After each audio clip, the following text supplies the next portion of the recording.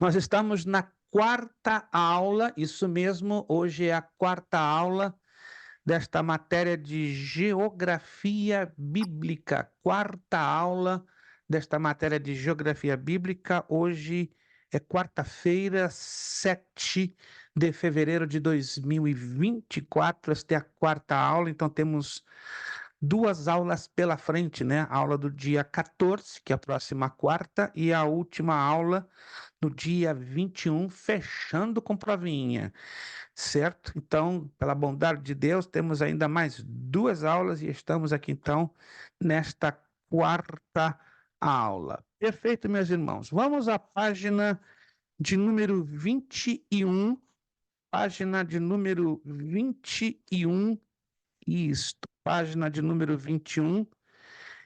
Nesta página 21, nós vamos começar a fazer as viagens que o apóstolo Paulo fez, né? As viagens missionárias. Na verdade, o último mapinha que nós estudamos é a chamada Viagem dos Primeiros Anos. Alguns mapas de geografia bíblica não consideram este mapinha da página 19, né? Então, por isso que ele é um pouquinho desconhecido. Eles consideram a partir da primeira, segunda, terceira, e a viagem a Roma é chamada a quarta viagem. Vamos então, página de número 21, a primeira viagem do apóstolo missionário Paulo. Vocês estão vendo que o trajeto ele é curtinho, né? Ele envolve a Palestina, que está aqui, ok? A ilha de Chipre e a Ásia Menor. Então, é bem curtinho esta viagem e ela começa na cidade de Antioquia, está ali no número 1. Mas é importante deixar claro que esta Antioquia é a Antioquia da Síria. Isso, procure na medida do possível, se tem dificuldade de memorizar, anote. No mundo bíblico existiram duas Antioquias, a Antioquia da Síria e a Antioquia da Pisídia, tá? Então, para não gerar confusão, dificuldade, então existem duas Antioquias. Inclusive, aqui no mapa já mostra, ó. Se você olhar com atenção, a Antioquia da Pisídia está aqui em cima, tá? Está aqui em cima, e a Antioquia da Síria está aqui embaixo, tá? Então, aqui tem essa distância. A Antioquia da Síria está aqui, já quase dando para o litoral, e a Antioquia da Pisídia está aqui em cima. Então, essa primeira viagem começa em Antioquia da Síria. Aí você vai lá na página 22 e dá a tradução das numerações. Eu creio que os irmãos já perceberam, né? Que cada numeração é explicada na página seguinte. Já perceberam isso ou não? Cada numeração ela é explicada na página seguinte, né? Com os textos bíblicos para você acompanhar. Então, lá, vamos lá.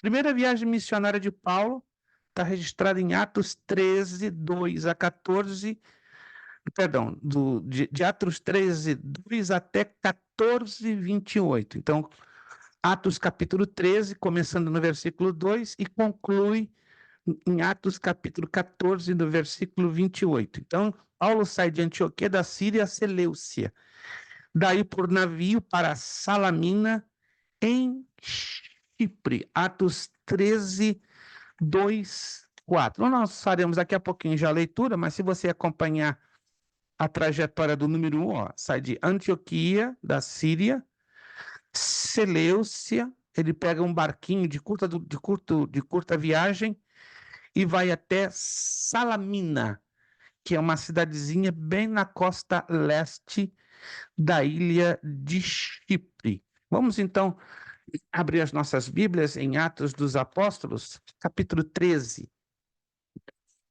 Lembrando que o livro de Atos dos Apóstolos, né, é o livro que fala da história da igreja. É o único livro do Novo Testamento de caráter histórico. Por ser um livro de caráter histórico, ele se ocupa de detalhes que outros livros do Novo Testamento costumam não apresentar, com exceção do Evangelho de Lucas. Mesmo nas epístolas de Paulo, a gente não encontra tantos detalhes, tantos detalhes como no livro de Atos, por ser um livro histórico, é puramente histórico, à semelhança do Evangelho de Lucas e, coincidência ou não, Lucas e Atos foram escritos pelo mesmo autor, que é o evangelista Lucas, doutor Lucas, o biógrafo Lucas, o historiador Lucas e assim por diante. Atos, capítulo 13, versos 2 ao 4, diz assim: E servindo eles ao Senhor e jejuando, disse o Espírito Santo: Apartai-me a Barnabé e a Saulo para a obra a que os tenho chamado. Então, jejuando e orando e pondo sobre ele as mãos, os despediram. Versículo 4. E assim estes enviados pelo Espírito Santo desceram a Seleucia e dali navegaram para Chipre. Interessante que nesta viagem missionária, Saulo ou Paulo não a faz sozinho, ele está acompanhado, né? E está acompanhado especificamente de quem? De Barnabé. Então, Barnabé é o seu companheiro de viagem. É o que nós acabamos de ler aí em Atos 13, 2 ao 4. Vamos passar para o ponto 2 na trajetória, né? A gente vai ter que ficar abrindo e fechando o mapinha, né, para termos a boa interpretação. Então, lá o número 2, de Salamina a Pafos.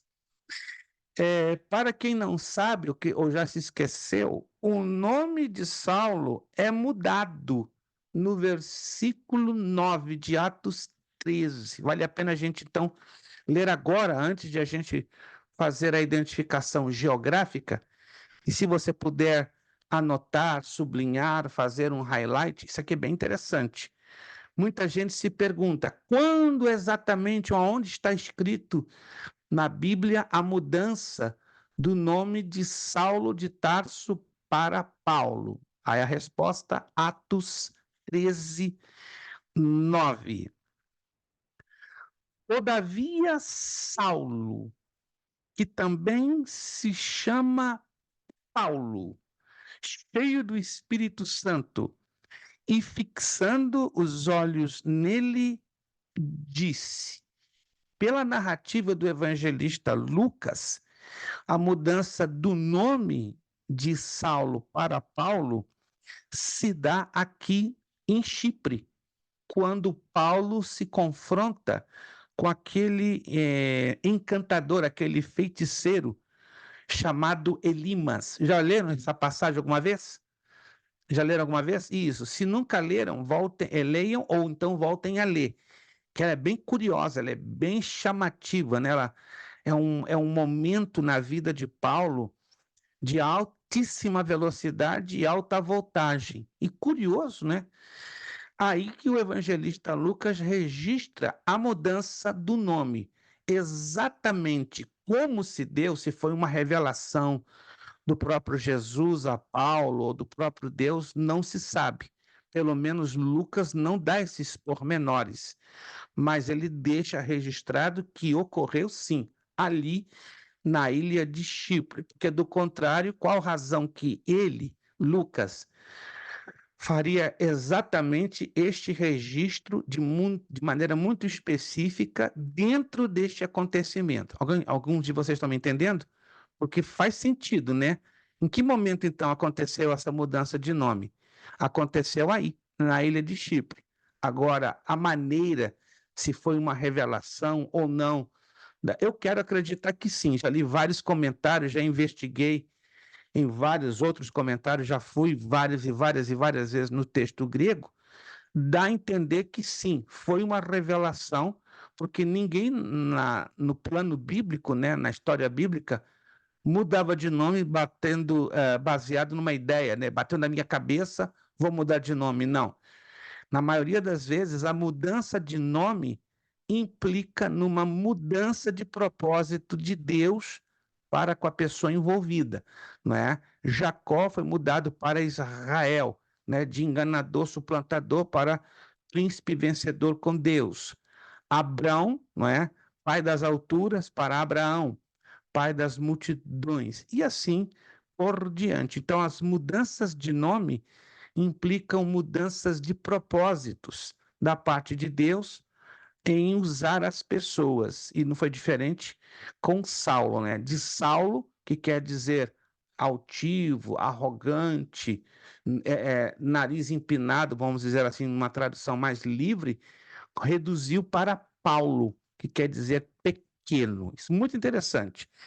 Vamos ver, então, esse episódio bem interessante que envolve, né, a mudança do nome de Paulo, né, de Salamina a Pafos. Vamos lá, então, no número 2.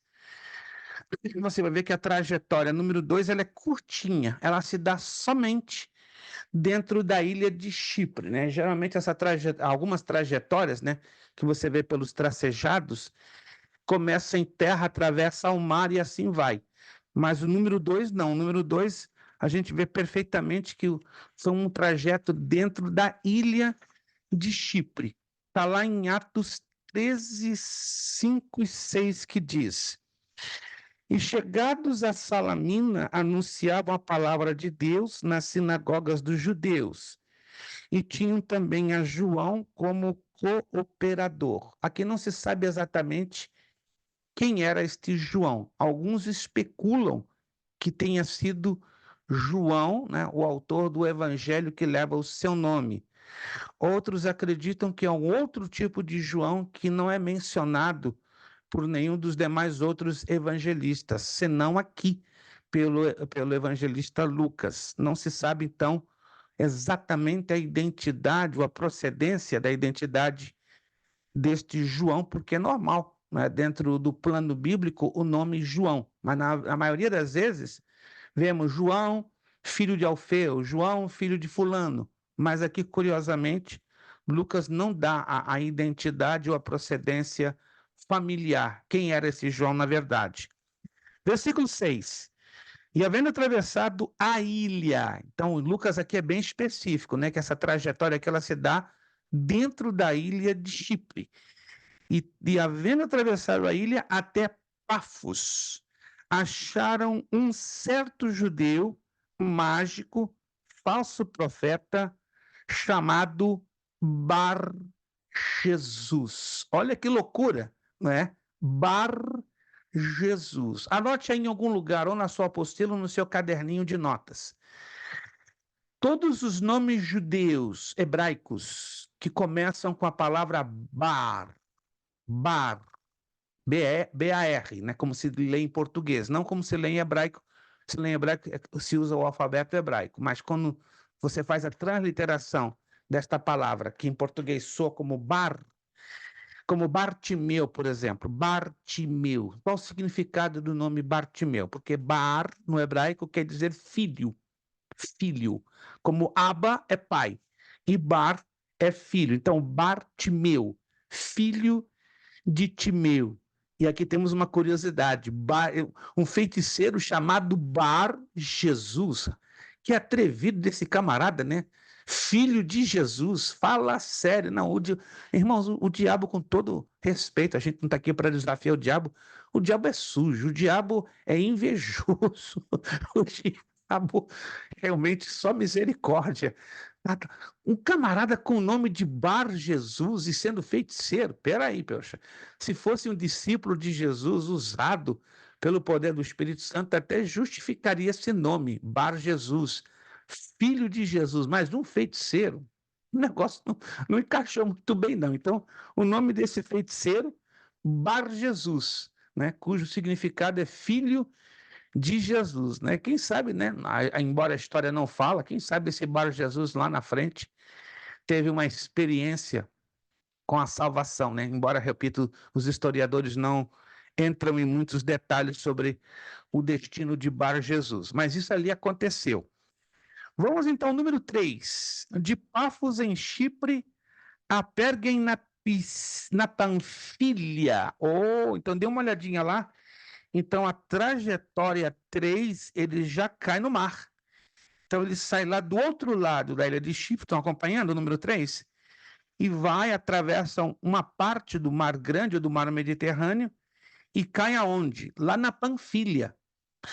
Analisem comigo tudo que é cidade, preste bem atenção, tudo que é cidade nesse mapinha, você vai identificar pela bolinha preta redonda. Estão vendo? Todas as bolinhas pretas redondinhas são cidades. Agora, os nomes em letras garrafais, os nomes em letras maiúsculas espalhados pelo mapa, podem ser províncias ou regiões. Províncias do Império Romano ou regiões. No caso, Panfilha era uma província da Ásia Menor. Tá vendo aí, então? Panfilha, Frígia, Lícia, Licaônia, Cilícia. Então, essas são as 4 províncias, pelo menos dentro deste mapa, da Ásia Menor. Então, a Ásia Menor é uma região que hoje seria a atual Turquia. E ela era dividida em províncias para facilitar a administração do Império Romano.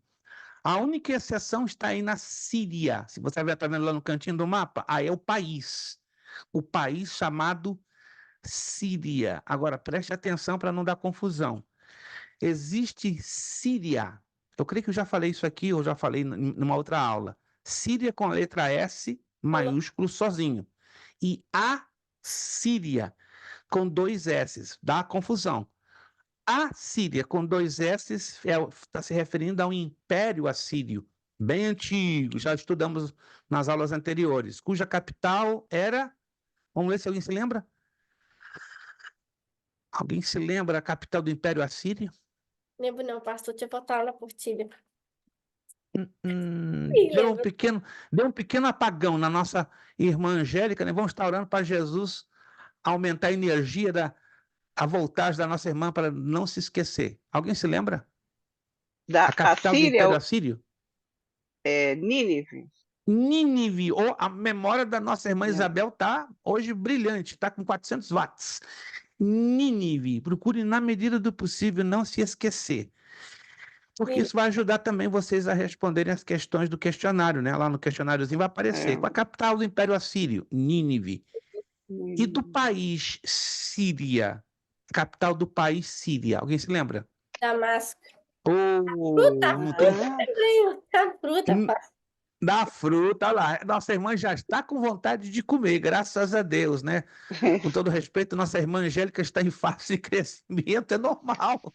Que está com vontade. Tem pessoas que comem 4 vezes por dia. Eu muito mal consigo comer 2, né? Porque eu já parei de crescer, né? Já não tem, não estou com o Kleber, que está em fase de crescimento lá. O Kleber deve comer 4 vezes por dia. A irmã Angélica também. Já talvez eu e a irmã Isabel já ficamos em 2 vezes por dia, né? Porque, amém, glória a Deus, já passamos por essa fase, né? Agora já estamos agora mais estáveis, né? Para mim, pelo menos 2 vezes por dia já me satisfaz, não? Ainda que os meus médicos costumam dizer, não, o senhor agora é diabético, e o diabético precisa estar picando a cada 3 horas. É uma coisa estranha por causa dos medicamentos, que eu tenho que tomar um medicamento com comida. Isso me incomoda, né? Às vezes eu comer 3 vezes por dia, mas pelos medicamentos, às vezes eu sou obrigado a fazer isso. Mas vamos lá. Perfeito. Então, Paulo chega a Panfilha. Aí nós vamos agora entrar. Interessante. Nessa trajetória de Pafos, em Chipre, a Perge na Panfilha, João Marcos, aquele a quem Paulo disse: não, não, não, não, você não me é útil para me acompanhar, fica quieto aí, você está despreparado. João Marcos volta de Jerusalém. Olha que interessante. Então, em algum momento, Paulo já vai ter João Marcos como útil para o ministério. Número 4. De Perge a Antioquia da Psídia. Então, nessa primeira viagem, Paulo passou nas 2 Antioquias. E lá, Paulo prega o seu grande sermão, que está dentro de Atos 13, do 16 ao 41. Mas só vamos ler o 14, somente o verso 14 do capítulo 13 de Atos, que diz: E eles, saindo de Perge, chegaram a Antioquia da Pisídia, e entrando na sinagoga num dia de sábado, assentaram-se. Percebam, irmãos, que era de praxe e era muito normal o apóstolo Paulo evangelizar na maioria das vezes, ou pelo menos detectamos isso nas suas viagens missionárias, em sinagogas. Bem interessante, não sei se vocês observaram, né? O que eram as sinagogas? Lugares onde a Torá, a lei judaica, era comumente ensinada. Lembre-se que havia, no tempo de Paulo, 2 centros de adoração a Deus: a sinagoga e o templo, que ainda estava de pé. Isso aqui estamos falando do ano 50 depois de Cristo. O templo, na verdade, ele é destruído pelos romanos no ano 70. Então, tanto o templo como a sinagoga, elas coexistiam quase que de forma paralela ou simultânea. Mas guarde bem, as sinagogas não podiam fazer sacrifícios.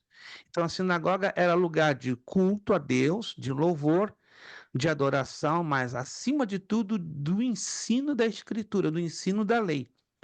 Já o templo em Jerusalém era lugar de adoração, oração, louvor e sacrifícios. Alguém me perguntou, não era comum ensinar no templo? Não, não era comum. A função da sinagoga, ela cobria esta necessidade de ensinar a lei, ensinar as escrituras. Então, no templo de Jerusalém não era comum um rabino tomar a palavra para ensinar. Era um local de adoração, de culto, de louvor e, acima de tudo, de sacrifícios. Sinagoga jamais pôde ser lugar de adoração. O templo foi destruído pelos romanos no ano 70, mas o quê? As sinagogas estão de pé até hoje. E os judeus não podem sacrificar. E veja só que interessante, desde o ano 70 depois de Cristo, não há mais sacrifícios. Por isso, o anticristo, como eu acredito que vocês já devem saber mais ou menos isso, vai fazer um pacto, um acordo de paz entre árabes e israelenses para reconstrução do terceiro templo. Aonde? Ao lado da mesquita de Omar, ou do Domo da Rocha, que tem aquela cúpula dourada, na cidade de Jerusalém. Vai ser construído ali do lado. Aí os judeus, depois de quase 2.000 anos, vão recuperar a capacidade de sacrifícios, porque até então nenhum tipo de sacrifício é feito. Imagina o desespero que o judeu tem ali no Muro das Lamentações, orando, se encurvando, porque aquela oração, resumidamente, para você entender, é eles clamando para Deus enviar o Messias ou enviar a reconstrução do seu templo para que sejam recuperados os sacrifícios, porque na mente do judeu há necessidade de derramamento de sangue para o perdão dos seus pecados. Na verdade, eles imaginam que o perdão dos seus pecados, né, é devido aos sacrifícios, mas os sacrifícios eles apenas cobrem os pecados, eles não eliminam por completo os seus pecados, como faz o sangue de nosso Senhor Jesus Cristo. Mas vamos lá. Depois de Perge, a Antioquia da Pisídia, Paulo vai lá na trajetória número 5.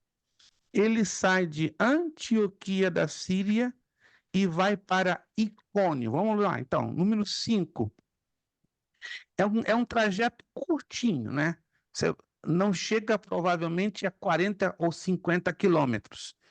Então, ele vai a Icônio, na província da Licaônia, né? Atos capítulo 13, versos 50 e 51, está registrado lá.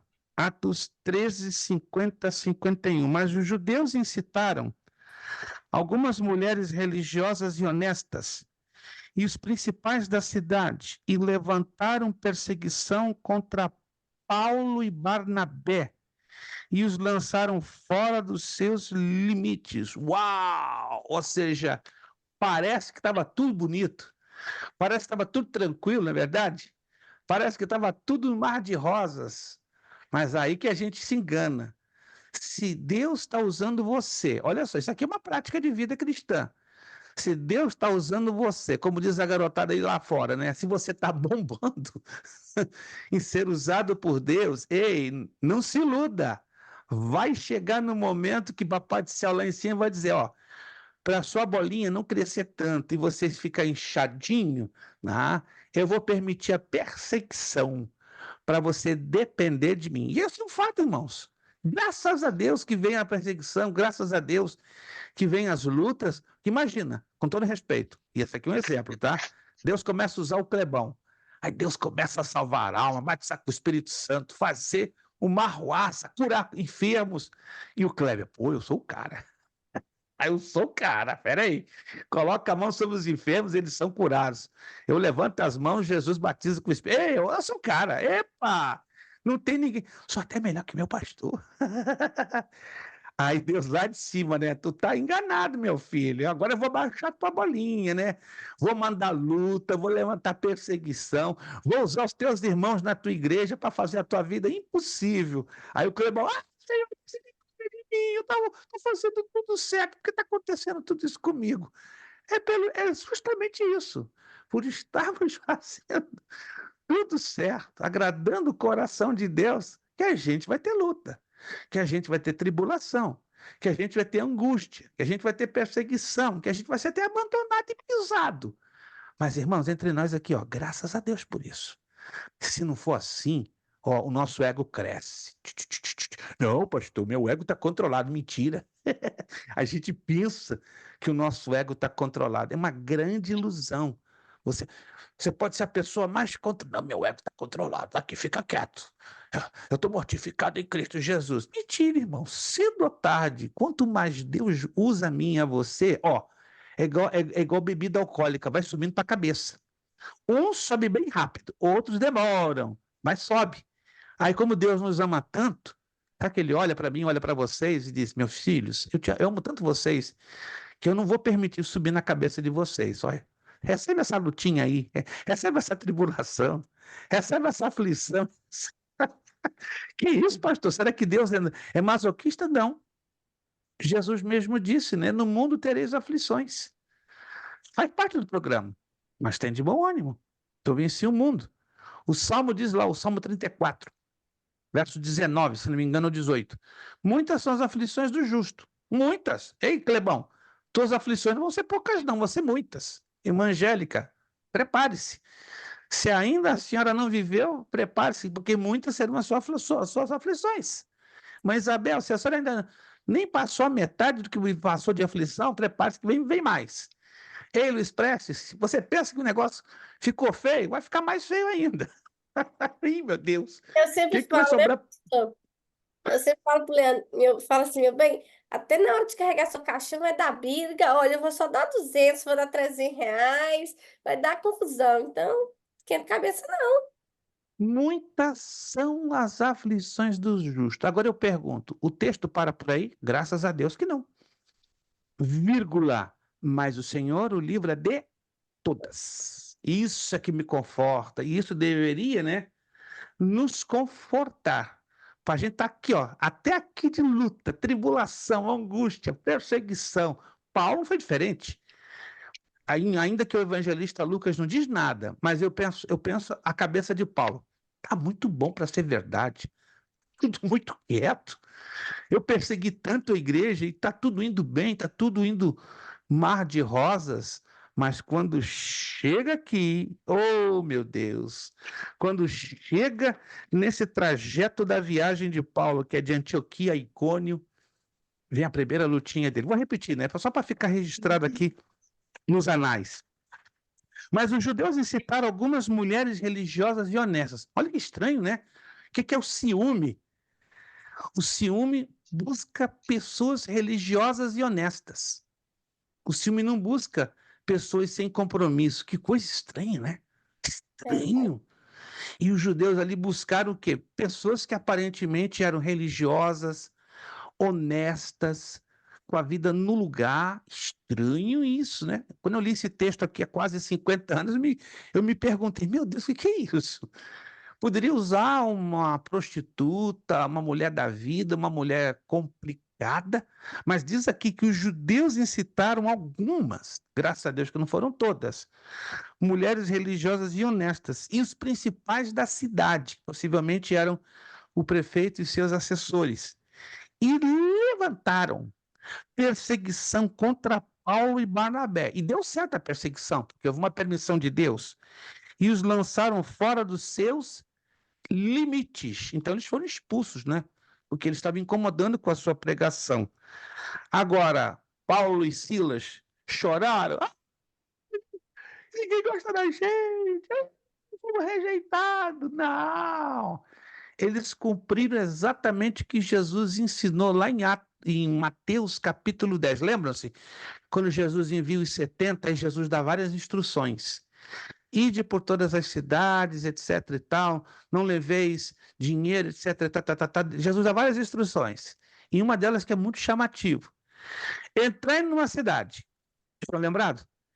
E dai a vossa paz. Se aquela cidade vos recusar, ó, sem problema, sacudam o pó de vossos sapatos e a vossa paz retorna para vocês.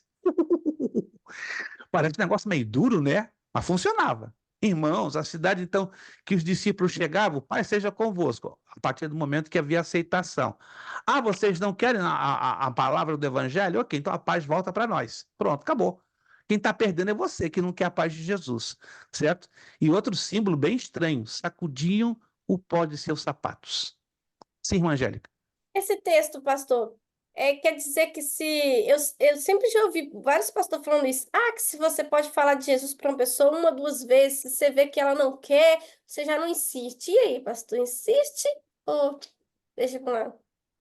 O Evangelho, eu sou a moda antiga, né? 65 anos de idade, alguém dizer, pastor, só tá velho. Não, velho não, eu estou usado e gasto. Velho depois dos 85, se até lá Jesus me der vida e saúde para eu chegar a essa marca. Mas acredito que até lá eu não chego, porque Jesus já vinha antes, né? Já vou estar com o corpo glorificado, aí velho eu não vou estar mais. Eu vou estar tão jovem como está o Cléber. Mas vamos lá.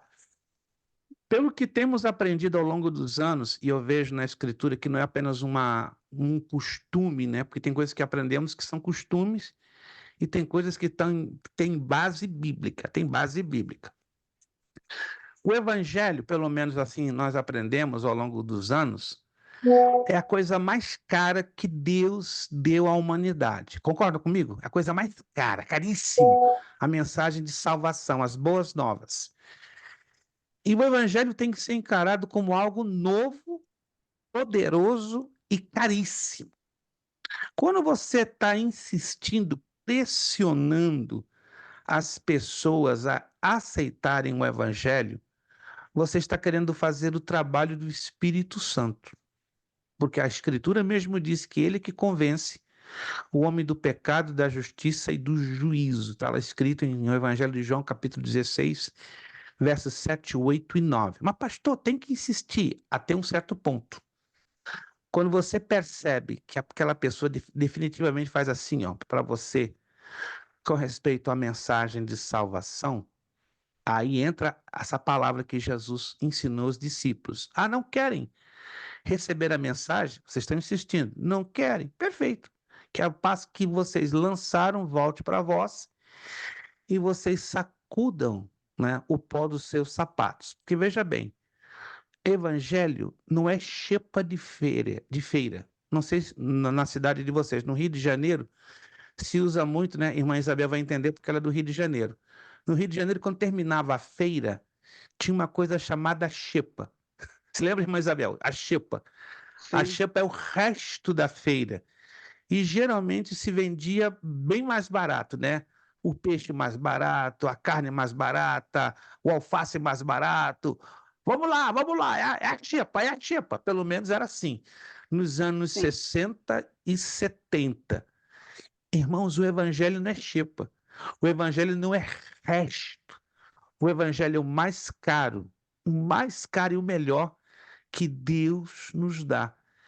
E a semelhança do resto de feira, como era comum no Rio de Janeiro até hoje, né? Que os comerciantes ficam insistindo, os feirantes insistindo em comprar aquela mercadoria porque é a última, é que sobrou. E pelo fato que é a sobrinha, ou é a sobra, está vendendo-se até 40%, 50% mais barato. Diz lá no livro do profeta Zacarias, não por força nem por violência, mas pelo meu espírito. Então, irmã Angélica, se pode sim insistir mas até um certo ponto. Tem um limite.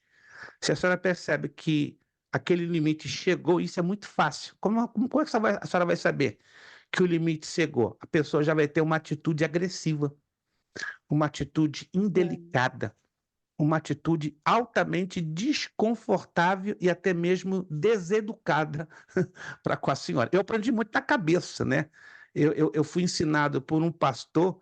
"Não, você tem que bater na cabeça do pecador, tem que insistir, pá, pá, pá, pá." Isso eu tinha os meus 13, 14 anos.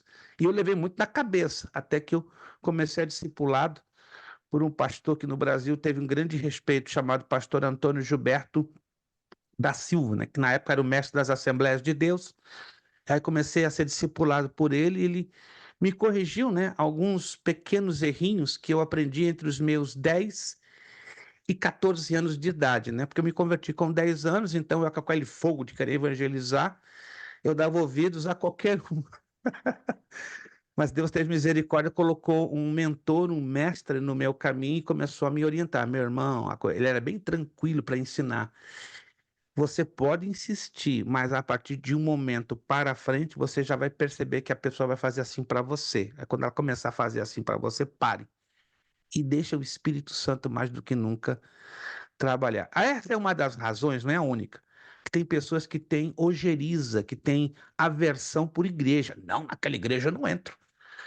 Por isso que algumas pessoas não se convertem em igreja, se convertem nas casas.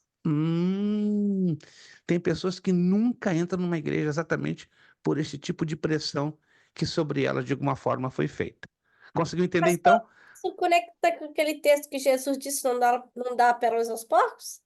Exato, exato. Chega no momento que a gente está dando pérola aos porcos, ou seja, para as pessoas que não estão mais valorizando a mensagem do evangelho. Volto a insistir. Que insistamos, mas dentro de limites. E a gente vai perceber que esse limite, ele é desse tamaninho, ó. É bem limitado, o limite é limitado.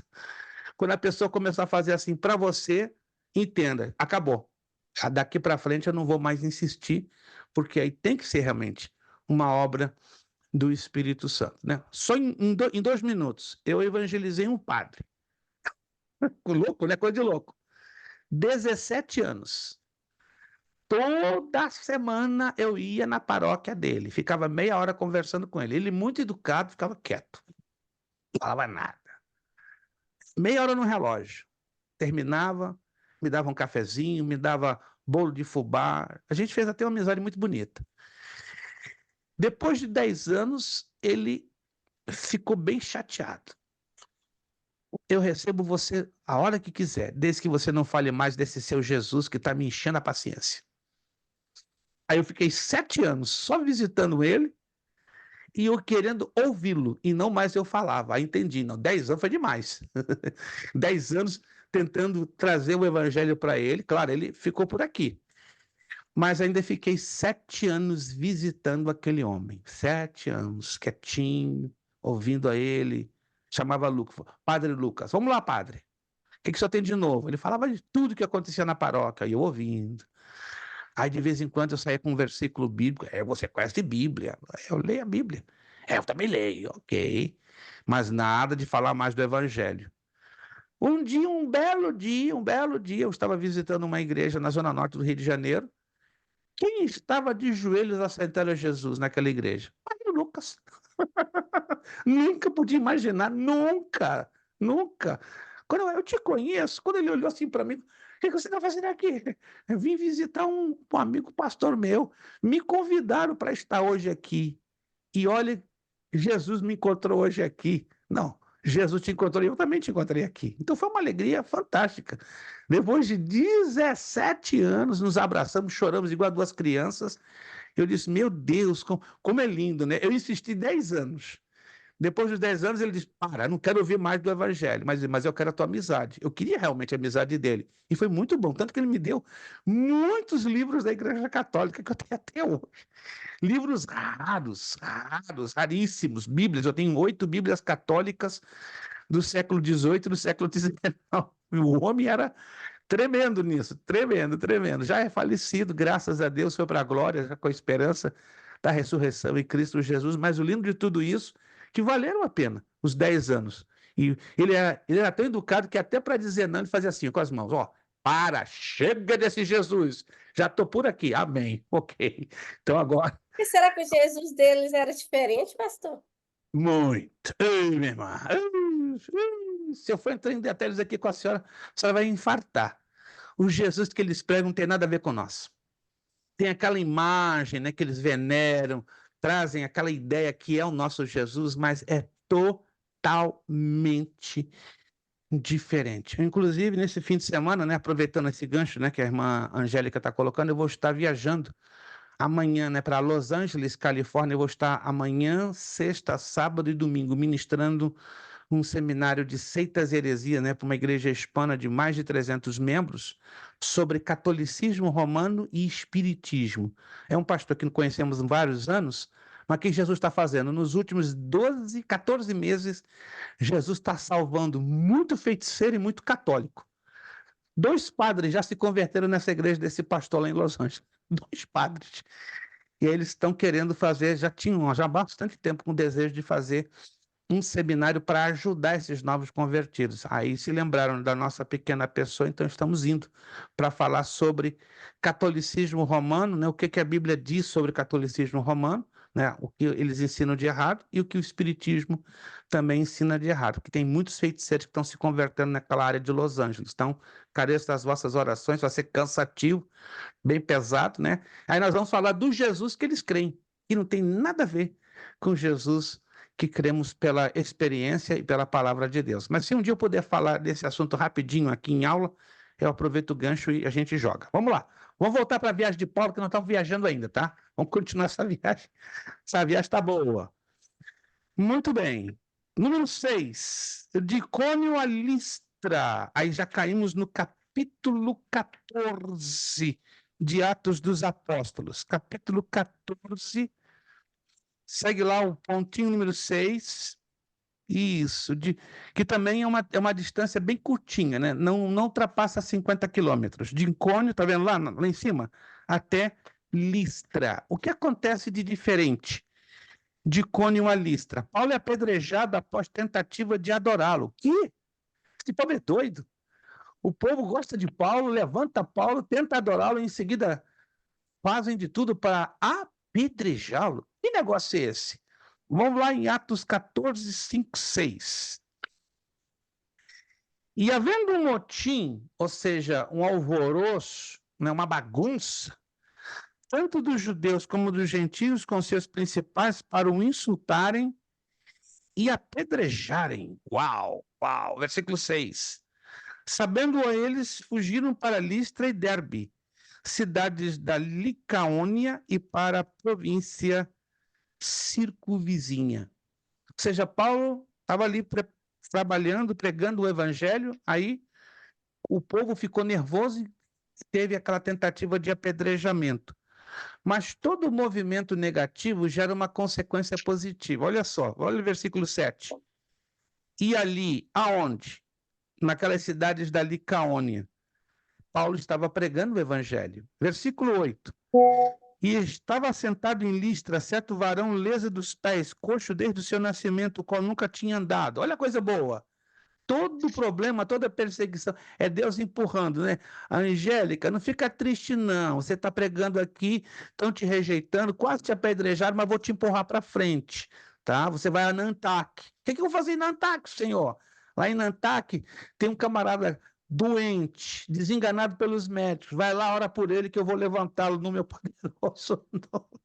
O que aconteceu, né? Este ouviu falar Paulo, versículo 9, que fixando nele os olhos e vendo que tinha a fé para ser curado. Versículo 10. E disse em voz alta: levanta-te direito sobre os teus pés. E ele saltou e andou. Eu não sei se você conviveu com pessoas. Só posso dizer isso em poucas palavras, né? Não vou me estender nesse testemunho. Eu não sei se você conviveu com homens de Deus, que Deus usou muito na área da cura. Eu convivi com 2 homens de Deus. Um deles chama-se, já falecido, pastor Adílio Rodrigues de Souza, de Porto Alegre, Rio Grande do Sul. Era o estilo do apóstolo Paulo. Deus usava ele com uma autoridade tão grande que nenhum enfermo diante do qual ele passava ficava com enfermidade. Era uma coisa assim que enlouquecia o povo. Estou falando dos anos 80, isso perto de 83 a 86. Foi o tempo que eu tive de convivência com ele.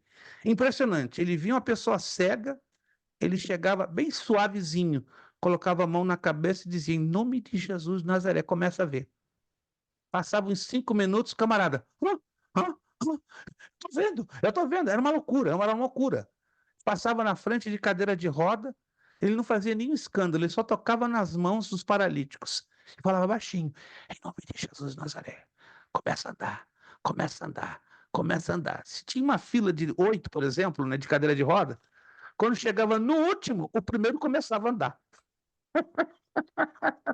Era uma coisa louca, gente, era uma coisa louca. A igreja entrava em delírio. Mas o que está acontecendo? Ele era muito discreto, né? Tem pregador que faz um estardalhaço, uma gritaria: Jesus está falando. Mas ele era muito suave, era muito tranquilo, porque ele queria deixar bem claro que quem curava não era ele, era Jesus. Ele Hoje deixava bem. a igreja toda, né, pastor? Mas o pastor orando e a pessoa não leva. Dá para entender um negócio desse? Dá para entender um negócio desse? Irmã, eu falo isso com Deus já há 50 anos. Senhor, como é que... Me explica esse mistério. Aí um dia o Espírito Santo me falou: incredulidade. Mas como, pastor? Não pode ser incrédulo. Mas tem. É da pessoa que recebe ou da pessoa que tem o dom? Que eu vejo Dos- pessoas que têm o dom e tem as duas situações que a própria Bíblia nos mostra, né? Por exemplo, Jesus curou aquele paralítico de Betesda não por causa da fé do camarada, porque o camarada não tinha fé nenhuma, já estava desenganado, já estava desiludido. Lembra-se disso? Do paralítico do tanque de Betesda? Ele estava desiludido. Ele não tinha fé suficiente para ser curado. Mas Jesus não estava nem aí, porque ele era maior do que o próprio tanque, porque aquele povo estava esperando o mover das águas por parte de um anjo. E dizia ele, né? O primeiro que se lançava após o movimento das águas, bum, era curado de qualquer enfermidade. Mas ali ficou bem claro, né, que Jesus não estava dependendo da fé do paralítico, entende? Em alguns casos, é interessante isso a gente observar, que Jesus dependia, entre aspas, né, porque Jesus é soberano e é o todo-poderoso, porque ele dependia, entre aspas, que era uma espécie de exercício. Jesus queria: ó, você agora exercita a tua fé que vai te salvar, a tua fé que vai te curar. Mas em alguns poucos casos, já observaram isso nos evangelhos? Jesus não dependia da fé dos seus interlocutores, ou seja, das pessoas enfermas. Ele já entrava no assunto e pum, já curava. Não era o caso de Paulo, a mesma coisa. Na maioria das vezes que Deus usou a curar Paulo, Paulo não dependia da fé. Bem interessante isso, né? Já observaram? Observem com atenção. Pouquíssimos casos que Paulo dialogava e perguntava: tu tens fé? Bom, recebe e seja curado. Mas na maioria dos casos, ele já entrava com a ação da parte de Deus. Isso é um dom. eu É acho um que é por dom. isso que então o pastor dependendo da fé da pessoa, porque na cadeira de roda. Irmã, não se assuste. Se um dia assim, de repente, pode acontecer, claro, está na soberania de Deus, Deus lhe dá o dom de cura. E como é que a senhora vai sair dessa? Aí a senhora vai começar a orar pelas pessoas enfermas e as pessoas vão começar a se levantar da cadeira de rodas, os cegos vão começar a enxergar, os cancerígenos vão ser Questão, curados. pastor. Ah, aí o povo, sabe o que vai fazer? Vai levantar um altar a Santa Angélica, bonjour. Amarrado. Aí não, Tá minha amarrado, irmãos? Mas essa é a tendência. Ou amarrado. vocês não creem nisso? Infelizmente, hoje, Verdade. o povo não é ensinado a entender isto. E aí a tendência é de idolatrar o homem e a mulher de Deus. Vamos ser sinceros? Hoje, os líderes não estão preocupados em ensinar a igreja que Deus quer usar a todos por igual, que não faz ninguém melhor do que o outro. Por isso que quando Deus começa a usar ali na igreja com esse tipo de dom, parece um escândalo. Meu Deus, evangélica, todas, menos ela que eu poderia imaginar, sendo usada com dom de curas. Um Clebão, então, quietão, fechadão, tá ali, tá orando e Jesus está curando.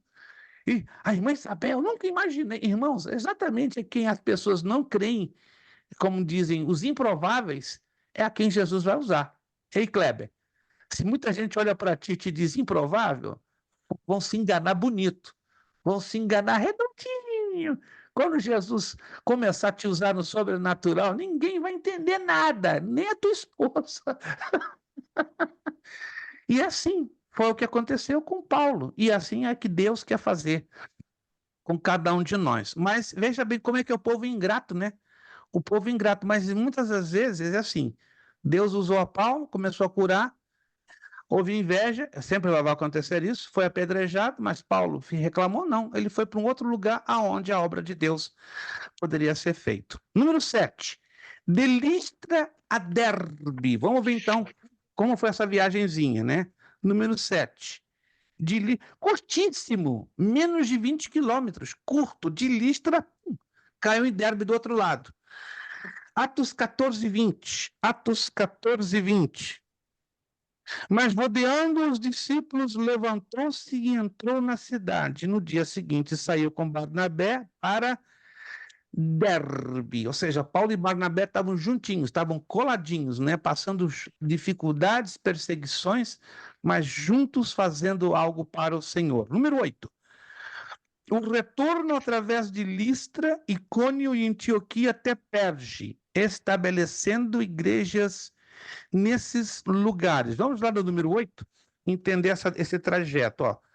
No número 8, ele faz um retorno, né? Ele sai de Derbe, passa por Listra, estão vendo ali a flechinha? Passam por Icônio e terminam lá em Antioquia, estão vendo? Dão uma volta lá em cima, em Antioquia da Pisídia, desce na Panfilha e caem lá em Perge. Estão vendo, né? A trajetória que ele faz, ele sobe, desce, depois sobe de novo. Interessante. Mas o que acontece nesse trajeto meio estranho de sobe e desce? Ali Paulo está estabelecendo igrejas, porque a missão de Paulo era uma missão difícil. Ensinava, pregava, curava e estabelecia igrejas. Isso é o ministério de um apóstolo. Oh! Peraí. Vamos voltar a fita. Então, hoje não temos apóstolos bíblicos de jeito nenhum. Qual é o apóstolo hoje que está fazendo isso? Vamos ser sinceros.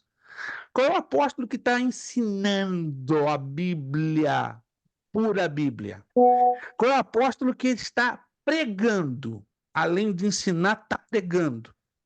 Qual é o apóstolo que está pregando, ensinando e curando pelo poder do Espírito Santo? E qual é o apóstolo que está abrindo novas igrejas? É mais fácil o apóstolo entrar numa igreja já aberta e puxar 30, 40 e abrir uma igreja para ele, com todo respeito. Alguém está me entendendo, irmãos?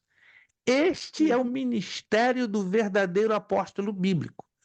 Pregar, ensinar, curar os enfermos e estabelecer igrejas. Pastor, não tem apóstolo hoje assim não. Pronto, você chegou à conclusão que os apóstolos dos dias de hoje não são apóstolos bíblicos. Eu respeito esses apóstolos? Claro, não tem por que razão desrespeitá-los. Ficou meu amigo durante 17 anos. Olha, escute essa, 17 anos. Eu estou quietinho. Falei, Senhor, que ele não me pergunte. Se perguntar, eu não vou mentir. Aí, 17 anos caminhando, fui a várias campanhas evangelísticas, viajamos para lá e para cá, rodamos a América, conhecemos juntos 22 estados. Um dia era o aniversário dele, ele me convida, pastor, só vai pregar no meu aniversário. Ok, tem problema, tínhamos uma linda amizade, mas naquele dia o Espírito Santo me falou, hoje acaba a tua amizade com ele. Por quê? Ele vai te fazer uma pergunta. Comecei a me angustiar, que não seja a pergunta que eu estou pensando. Aí, no gabinete dele, antes de eu tomar o púlpito, vai lá. Nós nos conhecemos há quanto tempo? 17 anos. Seja sincero. Não em nome da nossa amizade, mas em nome deste evangelho o qual pregamos. Aí eu gostei. Em nome do evangelho o qual nós pregamos. Aí eu fiquei mais tranquilo. Você me considera um apóstolo bíblico? Olha a pergunta dele. Fechei o olho por 5 minutos. Está passando bem? Estou passando bem. Só um pouquinho. A gente tinha uma certa intimidade. Aí eu abri o olho. Quando eu abri o olho, ele estava amarelo. porque já estava esperando a resposta. Não. Te considero um homem de Deus, um amigo, um servo, respeito muito, mas você não é um apóstolo bíblico. Nunca. Aí eu falei as 4 razões. Ele ficou igual o jovem rico, baixou a cabeça, ficou vermelho, ficou quieto. Pensei que ele não ia me dar o púlpito. Ministrei pela graça e misericórdia de Deus, terminou, estava indo embora, ele me deu um abraço e falou a seguinte frase: acabou a nossa relação hoje.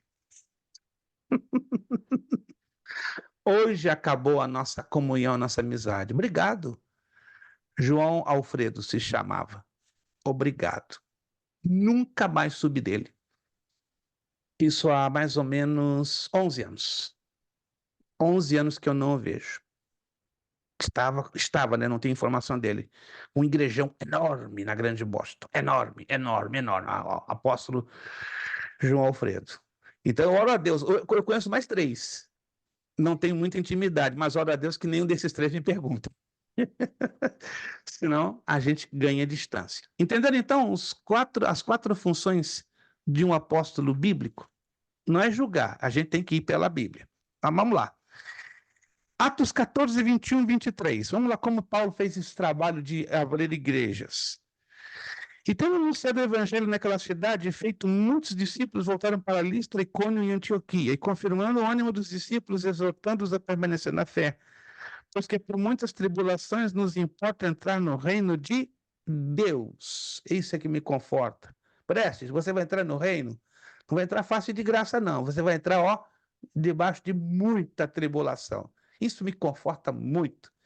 Que esse texto de Atos 14, 22 ajude a você, minha irmã, meu irmão, a se sentir mais fortalecido, que é por meio de muitas tribulações que vamos entrar no reino de Deus, né? Tem gente aí ensinando o reino de Deus com uma porta muito ampla e um tapetão bonito, veludado, cor roxo, e até mesmo avermelhado, mas esse não é o evangelho que Cristo veio nos trazer. Versículo 23. E havendo-lhes por comum consentimento eleito anciãos em cada igreja, orando com Jesus e os encomendaram ao Senhor, em que haviam crido. Que coisa linda, né? Paulo fez um trabalho completo, duro, difícil, árduo, mas completo. Ponto número 9, né? De Perge a Atália. Vamos lá então, lá no número 9. Perge está lá no litoral, aí ele dá uma voltinha, indo para a esquerda, estão vendo ali? E ele vai para uma cidadezinha lá, Lícia, chamada Atália. Né? Atália, Atos 14, 25. Então, anunciando a palavra em Perge, desceram a Atália. Paulo não perdia tempo. Em cada recanto que ele chegava, em cada região, em cada cidade, estava ali falando do evangelho do Senhor Jesus. E para fechar, a primeira viagem missionária de Atália, número 10, a Antioquia da Síria. Então, Paulo volta para o ponto de partida, né? Aí ele então faz aquela viagem longa de navio. Estão vendo ali? Ele está cruzando o Mar Grande, né? É parecido com a ida dele, com a diferença que na ida, o que ele fez? Ele cruzou a ilha de Chipre. Mas a volta ele vai por cima da ilha de Chipre, não passando mais pela ilha, mas pelo mar aberto, né? Claro, pelo mar Mediterrâneo até chegar a Antioquia. Vamos para o mapinha número 2, olha, a segunda viagem. Página 23, segunda viagem do apóstolo Paulo. Percebam que essa segunda viagem, dê uma olhadinha no mapa, essa segunda viagem, ela é um pouco mais ampla. Ele não está aqui, ó, só aqui dentro. Porque a primeira viagem, Paulo ficou aqui dentro da Ásia Menor, perceberam? Agora ele se estica até a Macedônia e Grécia, que na época era chamada de Acaia. Olha que interessante. Então agora Paulo já dá uma esticada maior e essa é considerada uma das mais longas depois da quarta viagem. A quarta viagem para Roma é a maior de todas, mas essa aqui é bem longa. Vamos lá. Aonde começa Paulo esta viagem? Número 1, em Antioquia da Síria. Né, em Antioquia da Síria.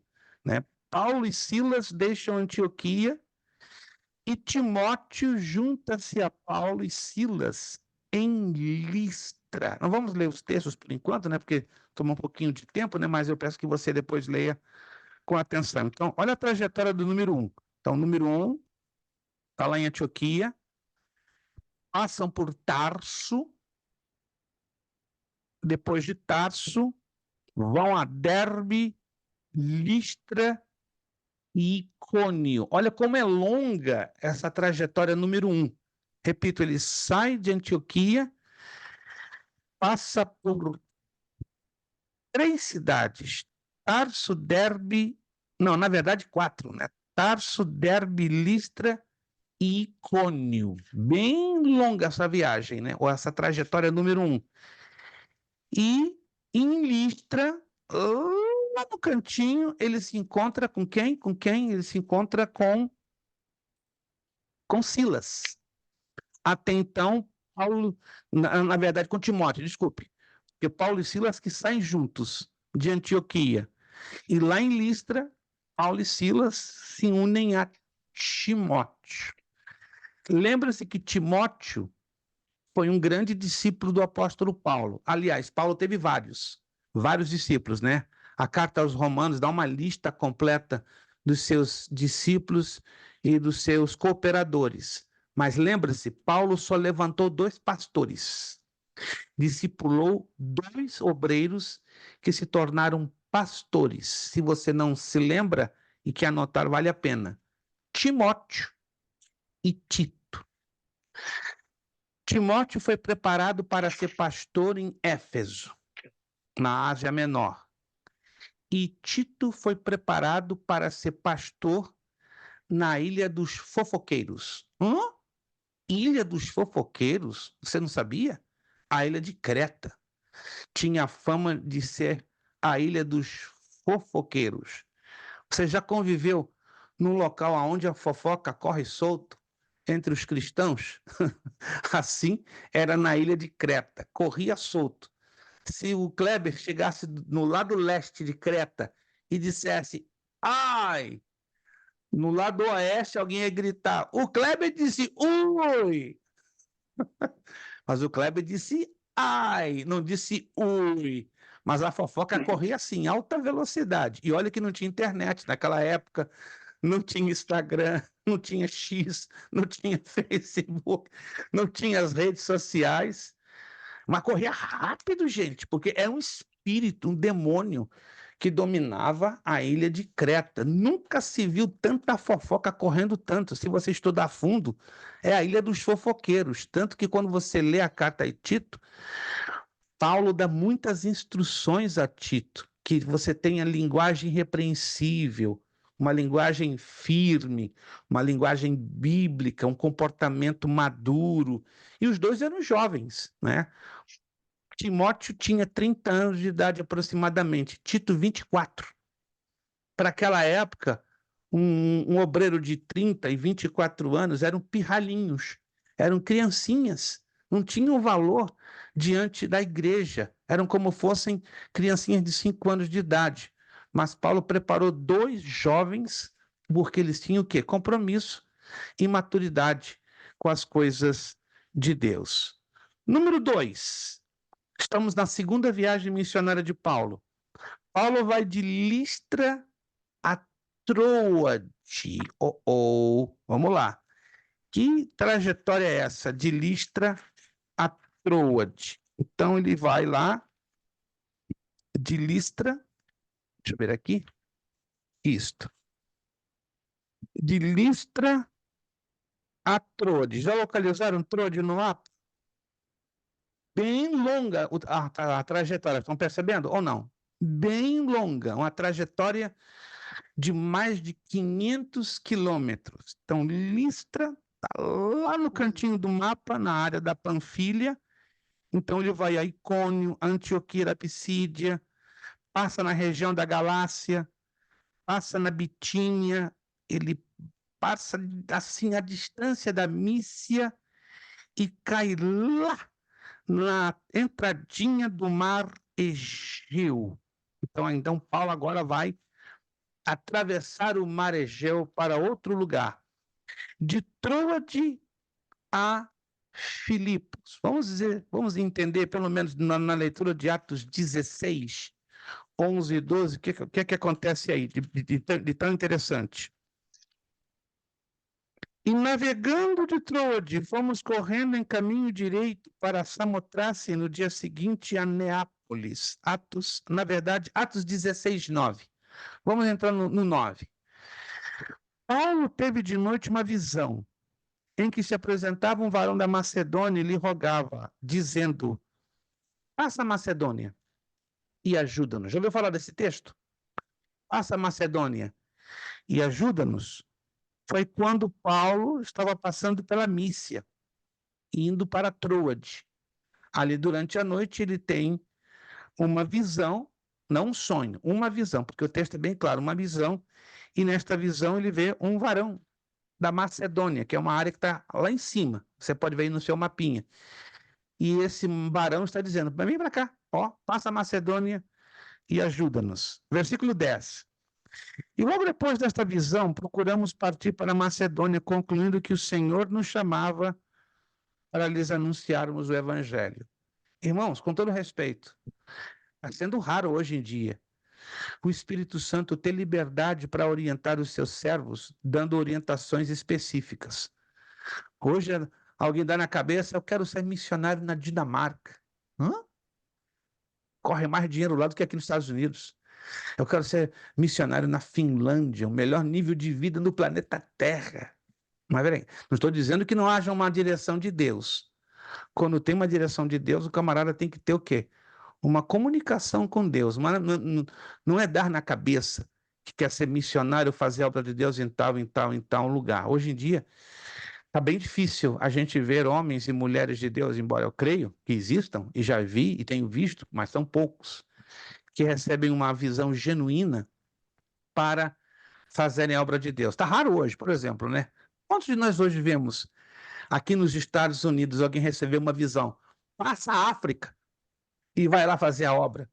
Não, Alguém vai dizer: é ruim, eu vou deixar o meu conforto, os meus dólares, com todo respeito, por favor, não entenda isso como uma agressão, uma crítica.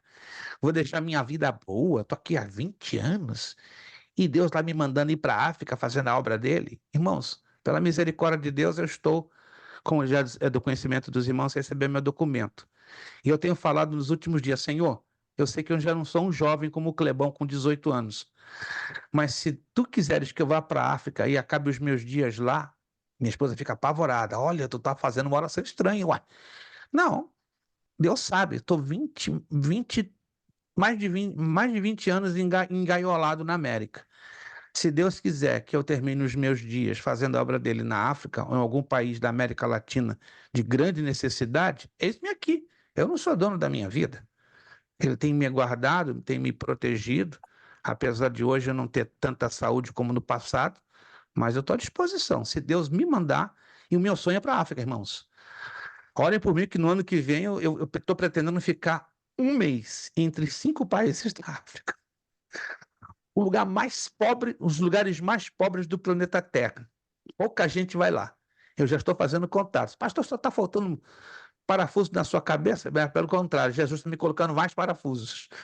Porque eu estou vendo muita necessidade, gente. Eu sei que eu sozinho não posso fazer nada, né? Estou me unindo a um pastor mexicano aqui, tem 80 anos. 80, homem de Deus.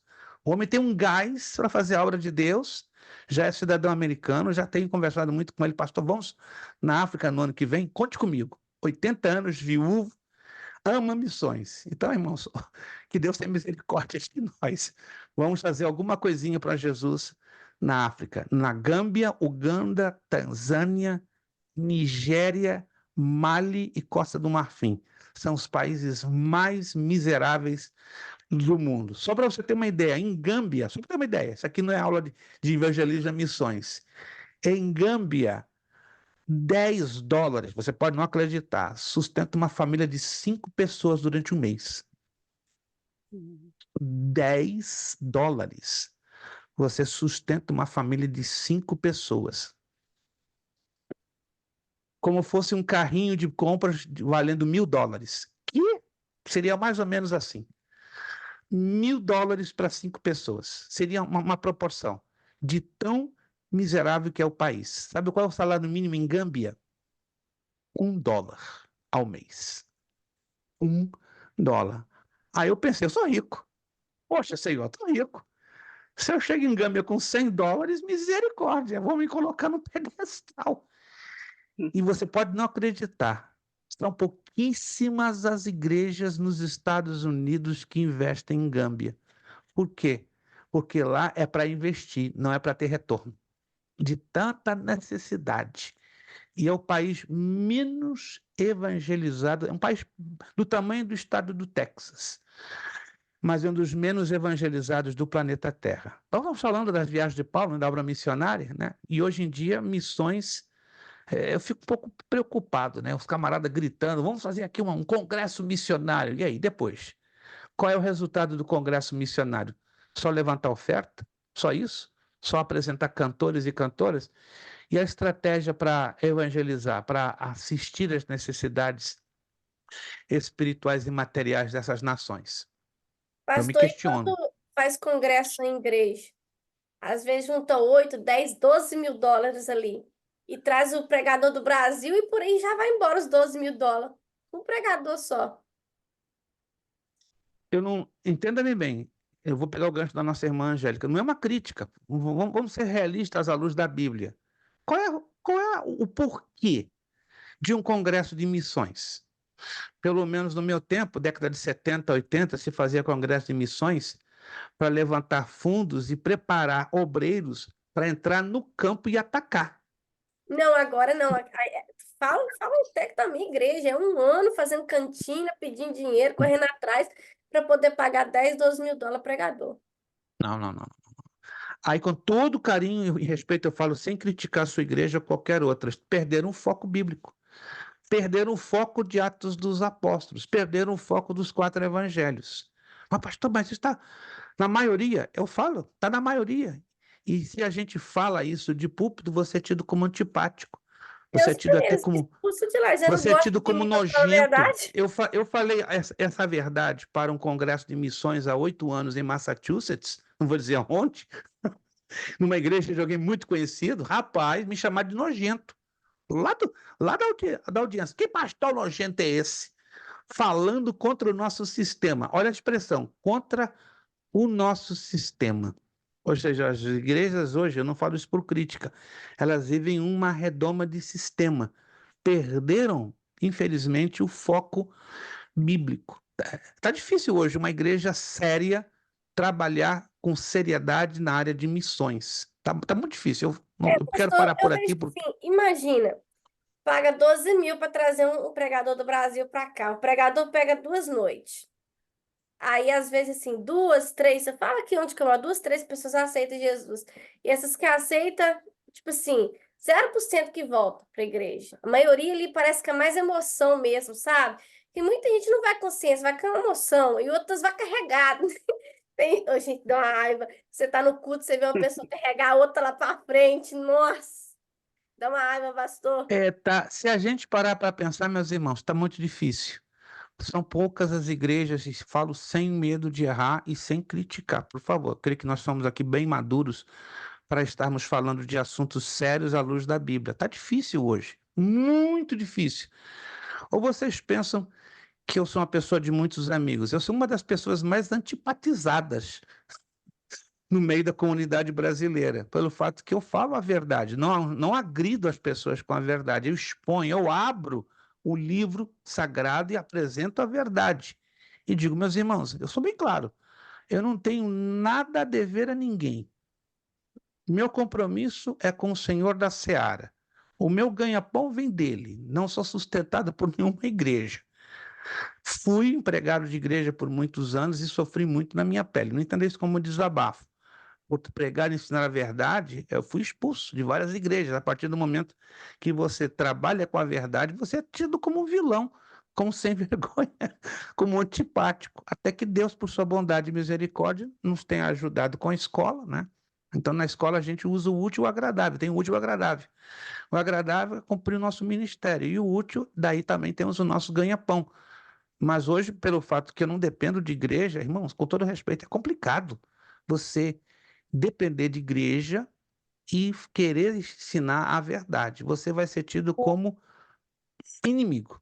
E hoje eu tenho, não tenho vergonha de dizer isso, eu já tenho muitos inimigos, muitos. E imaginava que eram amantes da palavra de Deus, mas os meus maiores inimigos são Pensando, pastores. Fico imagina triste. esse dinheiro, pastor, US$ 12.000, aí nesse país que o senhor falou aí. Angélica, não Quantas precisava nem almas de não ia salvar 12. mais? Com US$ 8.000, eu ia fazer uma festa em Gâmbia, Costa do Marfim e Senegal. Às vezes a gente faz. Porque, por exemplo, a igreja hoje já está fazendo congresso para crente. A igreja não pode pregar para crente. Crente já está De fazendo. jeito Não precisa maneira, a igreja pregar para perdeu o crente. foco. Ó, a palavra igreja vem do grego, eclesia, chamados para fora. Então, Hoje à está luz para da dentro. Bíblia, a igreja tem que sair, mas a igreja inverteu a ordem, a igreja agora está chamando para dentro. Começa por aí. O nome igreja, biblicamente, eclesia, do grego, chamados para fora. A igreja tem que sair. A igreja tem que se pescar do lado de fora. Mas parece que hoje a igreja conseguiu inverter a ordem. É chamados para dentro. Então isso não é igreja. Isso é qualquer coisa, menos biblicamente igreja. Alguém está me entendendo, gente? Tá um pouquinho amargo essa aula de hoje, mas temos que trabalhar com a Bíblia. Agora eu estou entendendo que somos apenas nós três aqui, nós quatro. Se tivesse aqui 10, olha, eu acho que 8 iam ser escandalizados. Ou vocês pensam que Infelizmente, eu, né, pastor? Nem todo mundo tem maturidade espiritual para ver isso, né? ou vocês pensam que eu não estou perdendo alunos, irmãos? Sim, nas outras turmas, quando a gente entra em certos assuntos que trabalham com aquela verdade nua e crua, sem agredir, ensinando com toda tranquilidade e transparência, tem aluno que fica assim, você vê na cara, na tela, fica assim. Aí depois termina a aula desesperado, me manda um WhatsApp, me chama o telefone, pastor, o que é isso? Como é que o senhor vai falar uma barbaridade dessa? Mas como? Uma barbaridade apoiada pela Bíblia. Não, mas o meu pastor nunca me ensinou assim. Então, com todo respeito, converse com o seu pastor, pensa duas vezes se é válido você continuar conosco, porque eu não quero criar conflitos entre o irmão e o pastor. Aí, por fim, o que o aluno faz? Ele escolhe o pastor, do que a Bíblia. Dá para entender um negócio desse? Não, não entenda. Não entenda. Porque Só uma muitas semana. vezes, pastor, quando a gente vai bater de frente, a pessoa perde posição, né? Perde status, é dado como, é dado como rebelde. É complicado, gente. É complicado. Então, a minha oração é que Deus dê graça, né? Que vocês não vale a pena entrar em conflito. Não vale a pena, não vale a pena, não vale a pena. Eu sei que a gente fica triste. Poxa, meu pastor ensina diferente, pensa diferente, caminha diferente, mas agora parece que eu estou me sentindo um peixe fora d'água, porque isso é verdade. Quando a gente começa a entrar na profundidade da palavra, a gente se dá conta que muita coisa não era aquilo que a gente imaginava. E aquilo que a irmã acabou de falar. A gente é tido como rebelde, como revolucionário, como o time do contra, mas não se trata disso.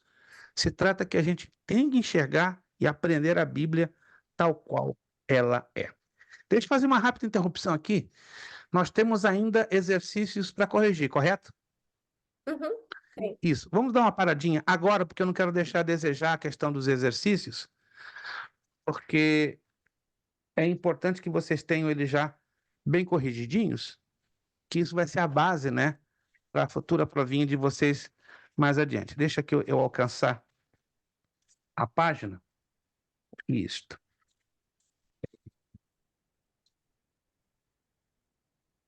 Perfeito.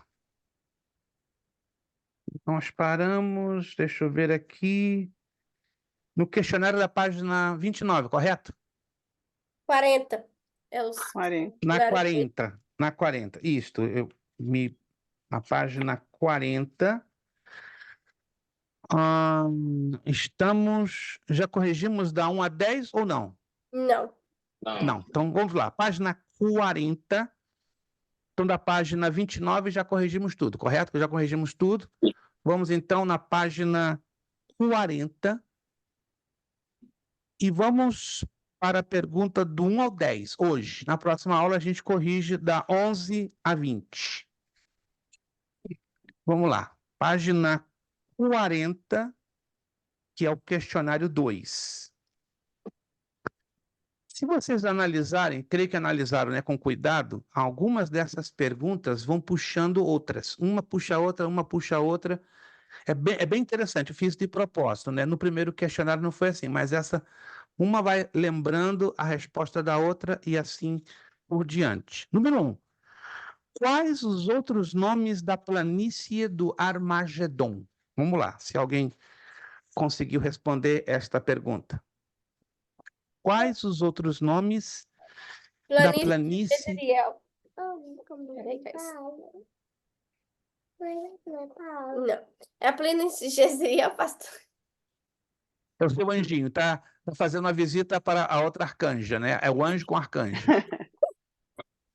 Vamos lá, repita. Planície de Jezreel, a próxima.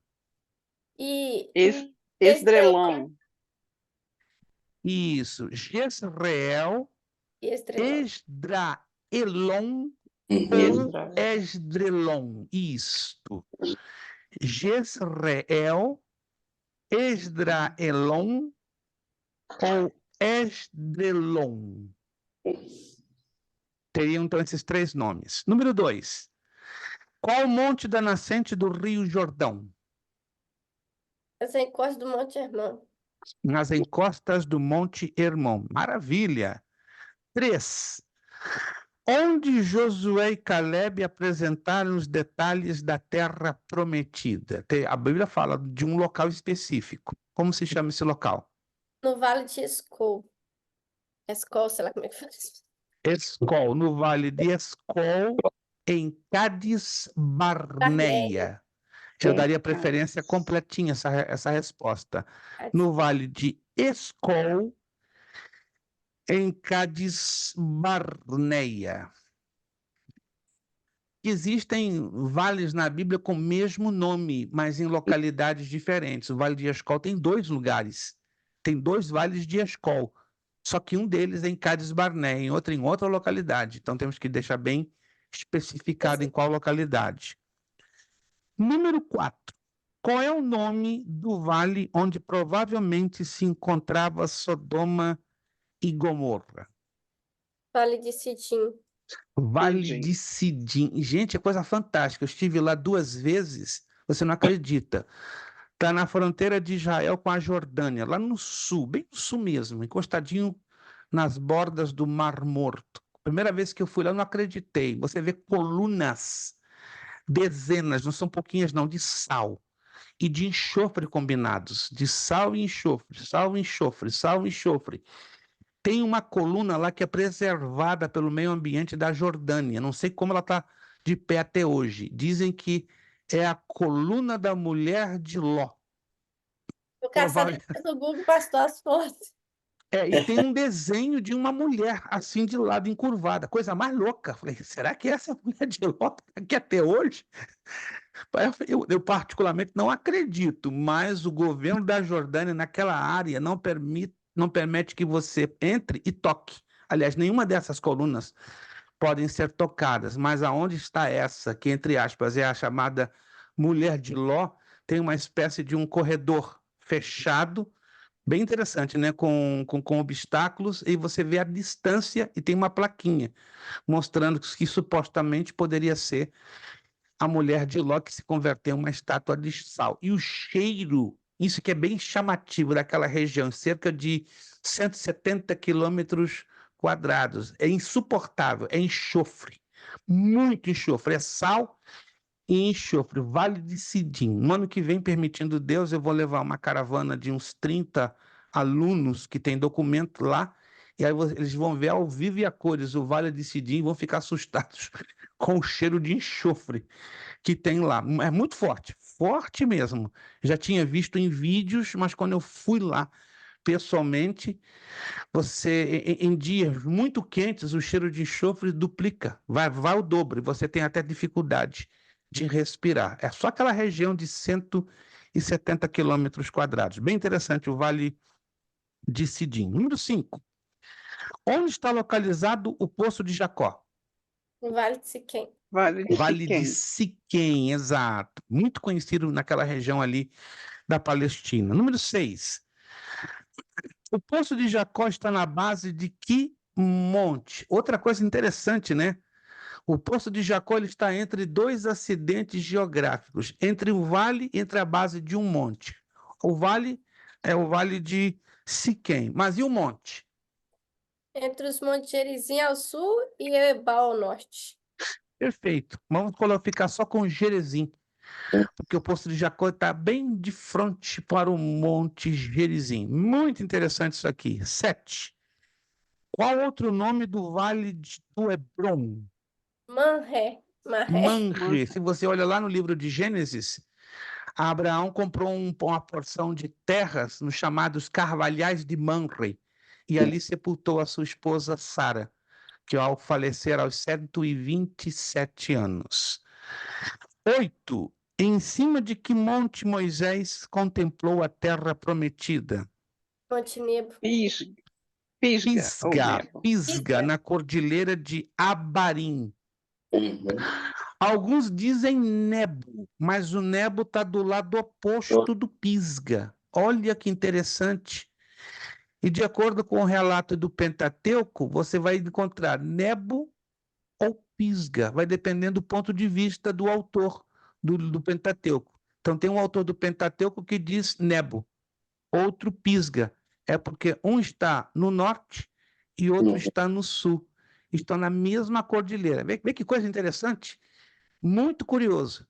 Aí alguém, ao ler isso, pensa, peraí, tem uma coisa errada. Não, é porque um é a visão de um escritor que mostra o lado norte e o outro o lado sul, que era tido praticamente com essas pequenas, mas faziam parte de uma mesma cordilheira, pequenininha, de em torno de uns 25 quilômetros, chamada Cordilheira de Abarim.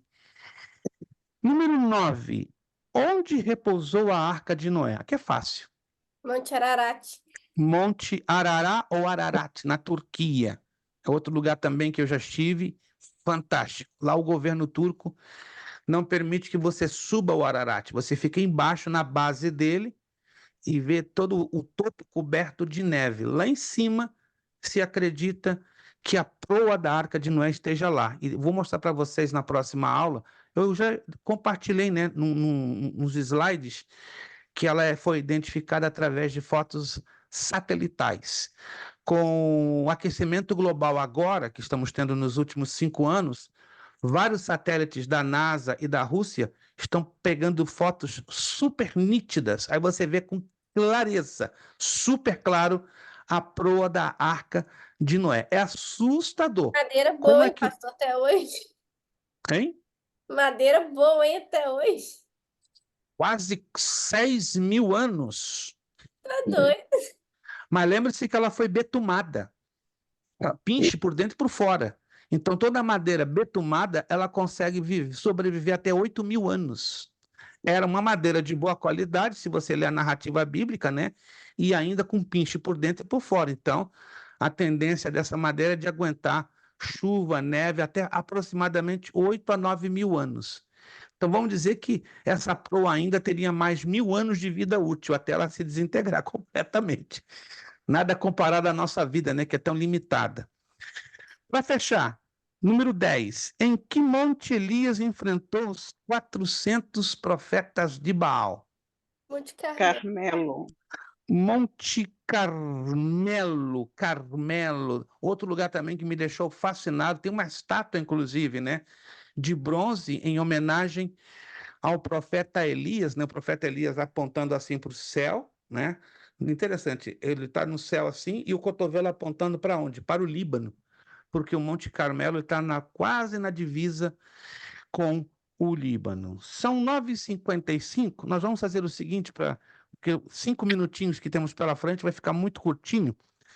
Vamos parar no ponto número 3 da página 24, e aí nós vamos continuar na próxima aula, que é Valentine's Day, por sinal. Meu Deus!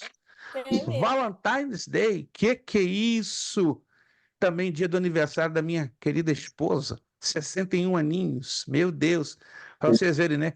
O dia de Valentine's Day eu sofro 2 vezes. Dar presente de aniversário para a esposa e ainda presente de Valentine's. Hoje ela já reclamou comigo aí. O que tem na quarta que vem? me fiz de bobo, né? Não estou me lembrando, não. Para de ser bobinho, você sabe. É o dia nosso dos namorados, mas também é o meu dia. Então, ó, ela faz assim com o dedinho, ó. Já sei, dupla medida, exatamente. Um presente para mim não vale, não.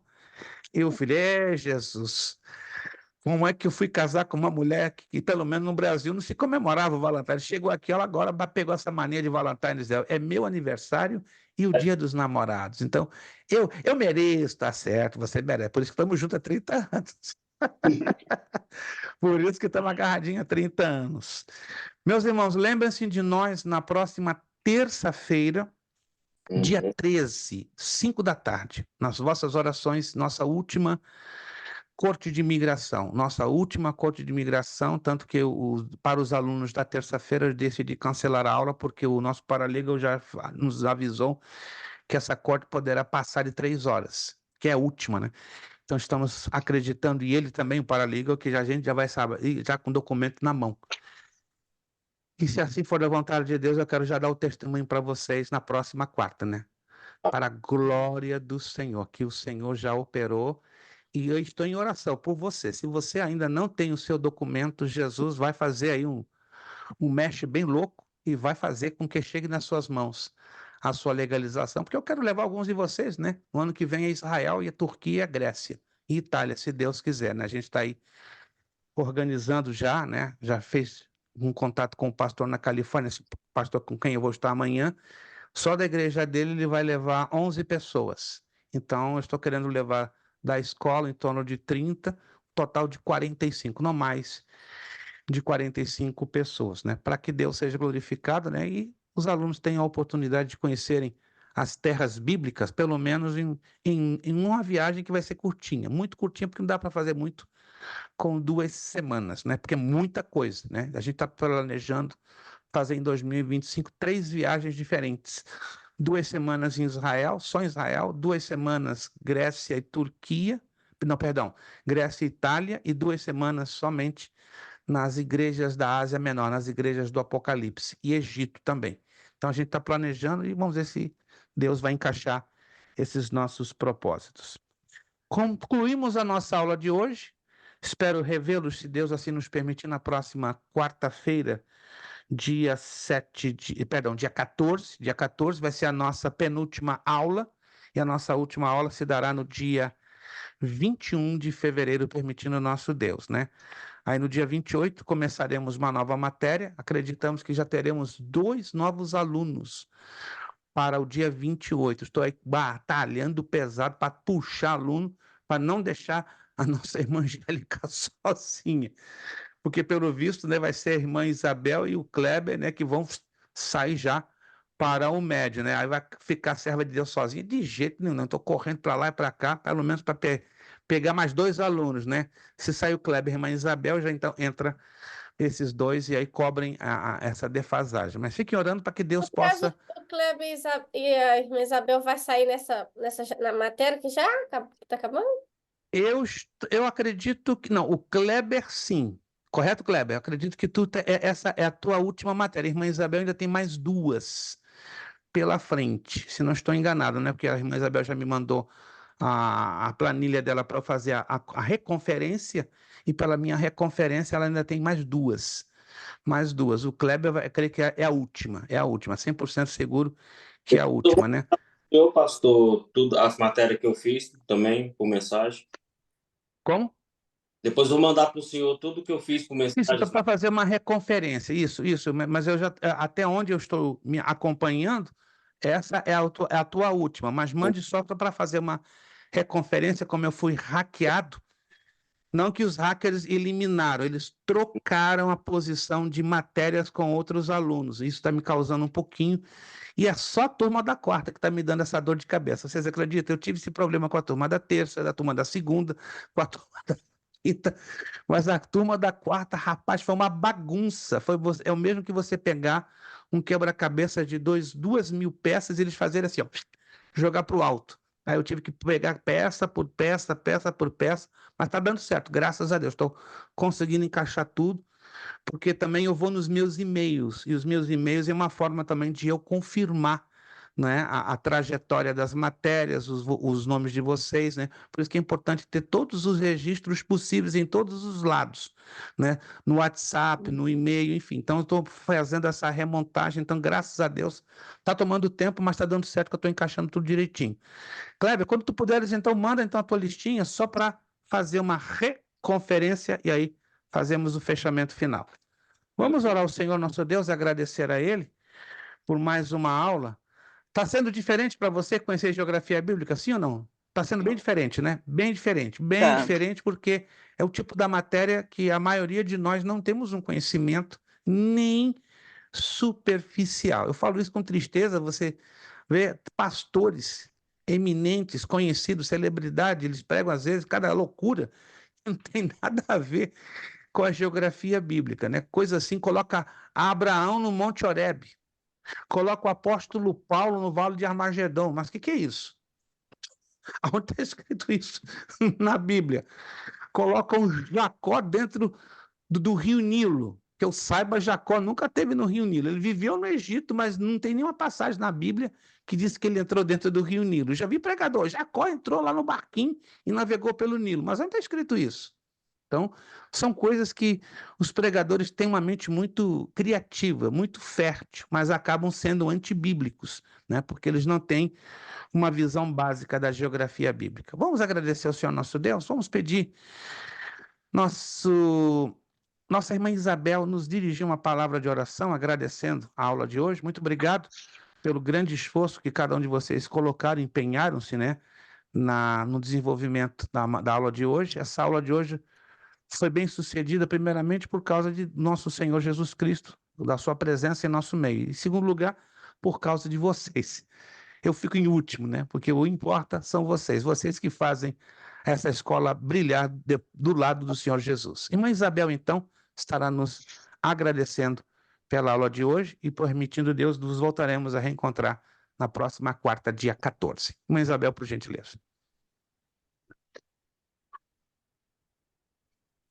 Senhor, meu Deus, meu Pai, estou aqui na Tua presença, Senhor. Estamos aqui na Tua presença para te agradecer por essa rica oportunidade, Pai querido, de estarmos Graças te estudando a damos. Sua palavra. Senhor, ajuda que possamos guardar em nossos corações, praticar e ensinar, Senhor, porque a Sua palavra é a vida, é a verdade. Senhor, meu Deus, eu te peço, Senhor, pela vida do pastor Prestes, Senhor, pelo dia 13, que tu já tem tudo armado, Senhor, e tudo organizado, Aleluia. e nós cremos, Senhor, na vitória do seu filho. Abençoa a sua Aleluia. casa, a sua esposa, o seu filho, visita, Senhor, tu conhece toda a necessidade. Eu te agradeço também pela vida, Senhor, do irmão Kleber, da irmã Angélica, da minha vida também, Senhor. Continua nos abençoando e nos dirigindo nessa semana, em nome de Jesus. Amém. Amém, amém. Nosso lema para fechar: seriedade, Seriedade, compromisso, compromisso, disciplina, disciplina, seriedade, seriedade, compromisso, compromisso, disciplina, disciplina, seriedade, seriedade, compromisso e disciplina. É disciplina. necessário que ele cresça É e que necessário eu diminua. É necessário que ele cresça e que eu diminua. É necessário que ele cresça e que eu, diminua. E a Deus damos o quê? A honra, a glória e o poder. Muito obrigado, Deus os abençoe. Vocês são demais, vocês são tremendos, vocês são os Fantastic Three. Deus os abençoe. Até a próxima aula, dia 14, dia de Valentine's Day. Explora o seu esposo, explora a sua esposa. Meu amor, qual é o meu presente de Valentine's? Isso aí. Vai lá, irmã Angélica, explora um pouco o seu Acaba o esposo. Natal perguntando o que vai ser no Valentine's Day, acaba o Isso. Valentine's Day na Páscoa, por aí Faça a vai. mesma coisa aos nossos irmãos, né? Eu não posso explorar minha esposa, ela é que está me explorando, porque é o aniversário dela também. Muito obrigado, a paz do Senhor, um bom descanso, uma boa quarta-feira, uma ótima semana. Nos voltamos a nos rever na próxima quarta. Obrigado, a paz do Senhor.